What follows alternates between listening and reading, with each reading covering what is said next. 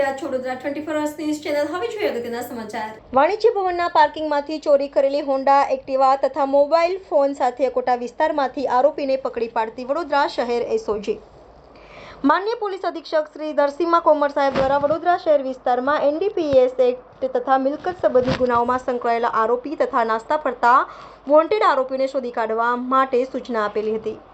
SOG police inspector VS Patel સાહેબ Shri એસઓજીના staff માણસોને શહેર વિસ્તારમાં સતત પેટ્રોલિંગમાં રાખી ચોરીના ગુનેગારો તથા પેડલરો અને નશેડીઓ ઉપર સતત વોચ તપાસ રાખી ચાલતી ગેરકાયદેસર પ્રવૃત્તિઓ અટકાવી કાયદેસરની કાર્યવાહી કરવા આરોપીને પકડી પાડવા આપેલ સૂચનાના આધારે જુદી જુદી ટીમો કામગીરીમાં લાગેલ, જેમાં એસઓજીના ગજેન્દ્રસિંહ રતનસિંહને અંગત બાતમીદારથી બાતમી મળેલ કે અગાઉ ચોરી પ્રોહિબિશન કેસોમાં પકડાયેલ અને હાલમાં ભાયલી બસ સ્ટેશન પાસે રહેતો અર્જુન કનુભાઈ માળી નાનો Akota road cell petrol pump સામે રોડ ઉપર શંકાસ્પદ નંબર પ્લેટ વગરની કાળા કલરની હોન્ડા એક્ટિવા લઈને ઉભેલ છે. જે બાતમી હકીકતવાળી જગ્યાએથી એક નંબર પ્લેટ વગરની કાળા કલરની હોન્ડા એક્ટિવા